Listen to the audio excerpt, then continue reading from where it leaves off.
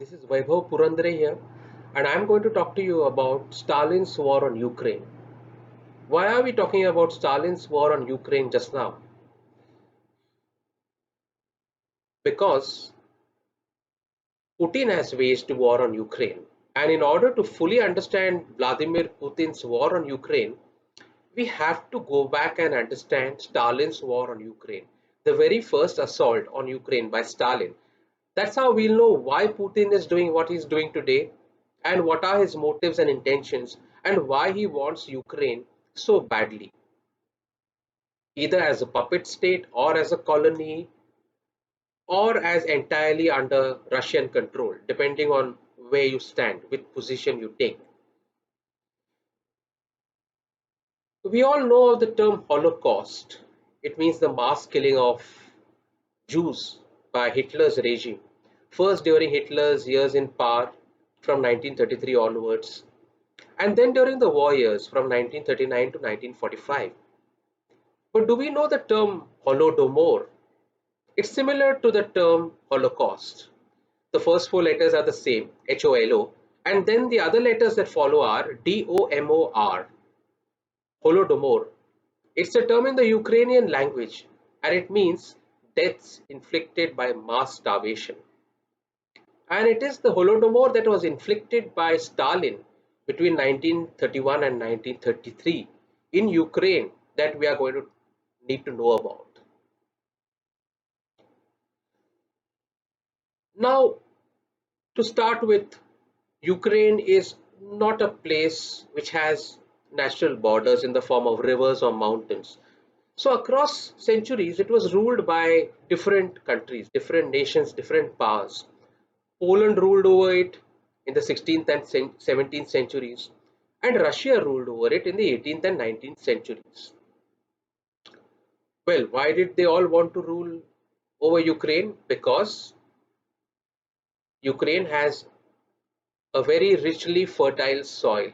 It's a massively productive soil, which is why so much of Europe, even today, is dependent largely on Ukraine for its grains, its wheat, and other stuff. Naturally, the big powers wanted to control it. Now, what happened was gradually in the 19th century, a sense of nationalism began to develop in Ukraine. And that was largely the result of the development, the gradual development of the Ukrainian language. Now, the Ukrainian language is similar to Russian, but it is still an independent language in its own right.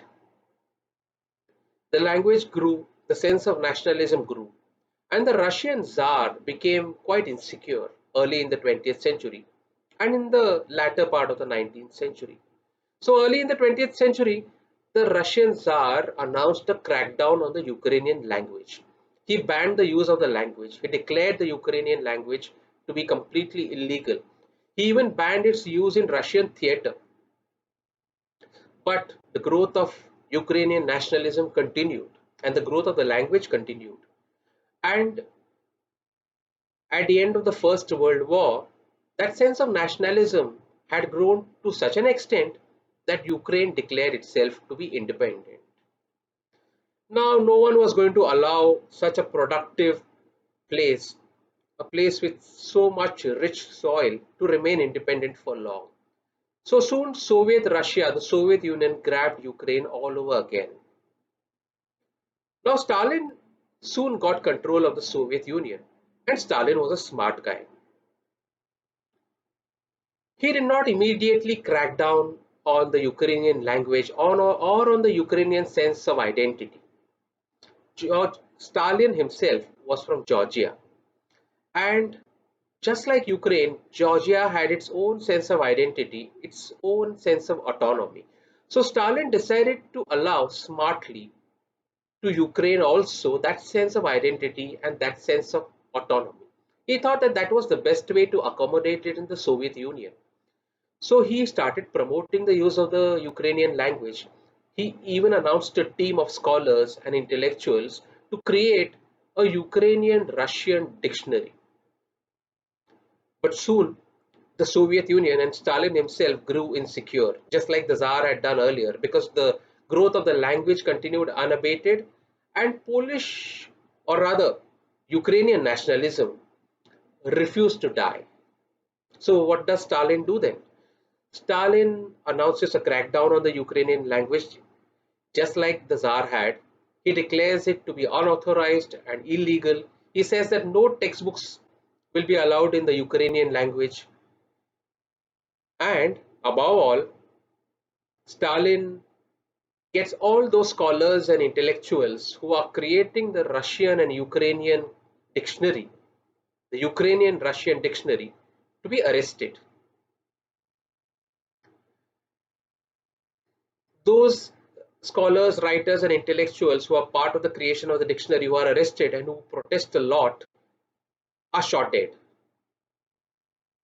Now, so much for the crackdown on the language and the sense of autonomy and identity.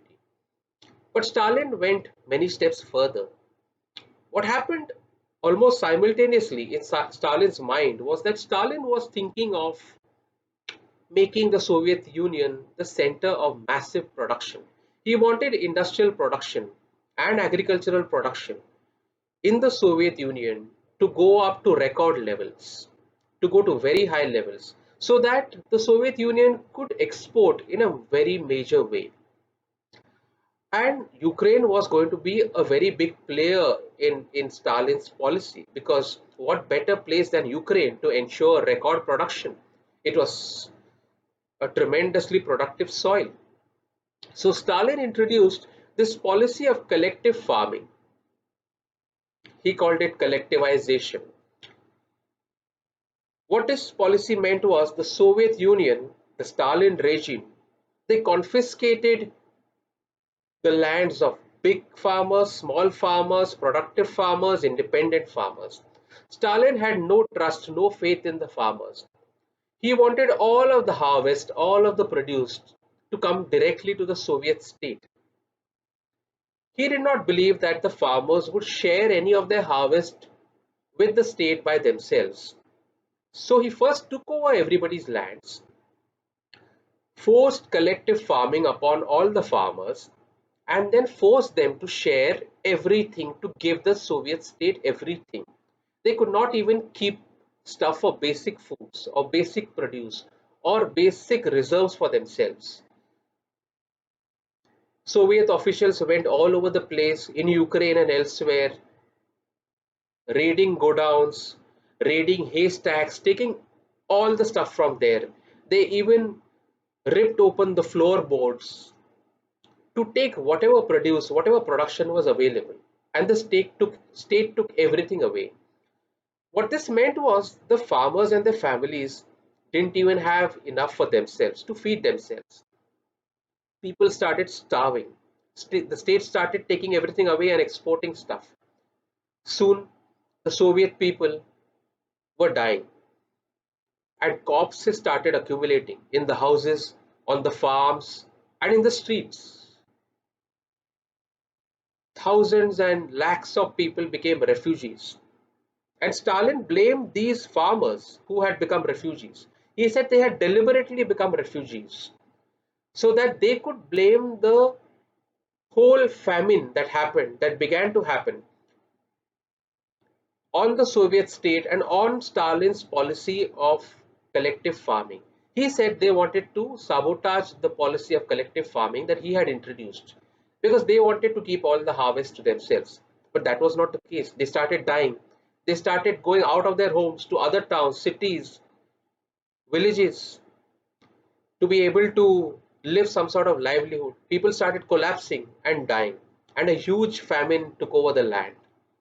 In that famine, which broke out between the years 1931 and 1933, when the policy of collective farming was very strictly implemented and ruthlessly implemented, 5 million people died across the Soviet Union.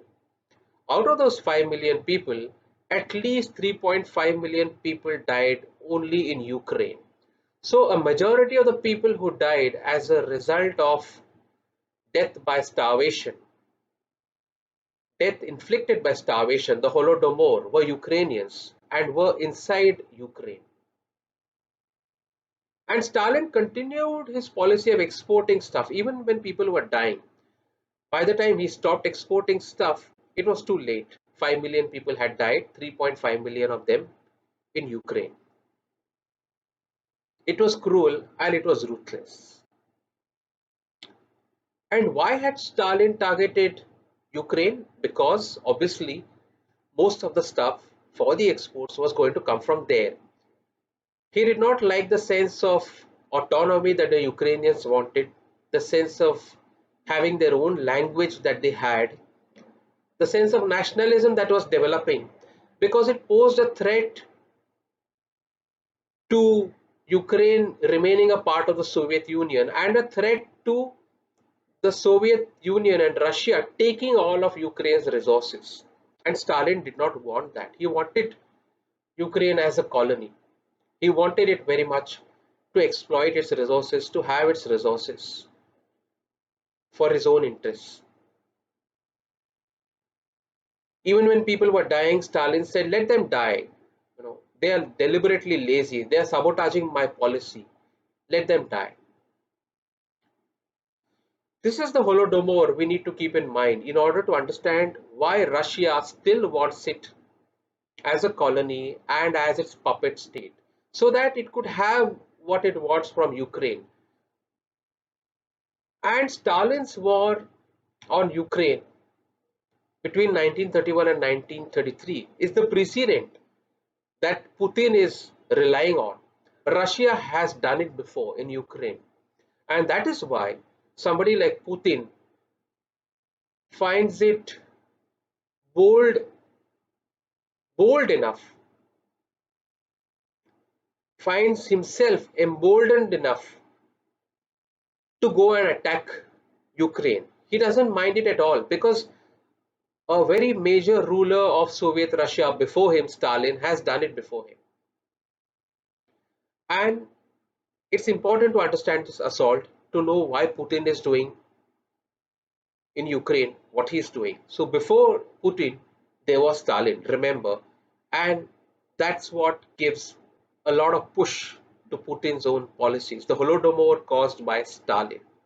Let's not forget that. If we remember the Holocaust, let's remember the Holodomor too and fully understand what's happening in today's Ukraine. Ukraine has richly fertile soil and Russia does not want to let go of it ever. It ruled over it in the 18th and 19th centuries, and after the collapse of the Soviet Union, Ukraine declared itself independent in 1991. But Russia has never fully reconciled itself to the independence and sovereignty of Ukraine, which is why it is again cracking down on it to get it into its sphere of influence, just as Stalin had cracked down on it. Now Putin is doing that. If you liked this video and found it useful, do subscribe to my channel on YouTube. Thank you.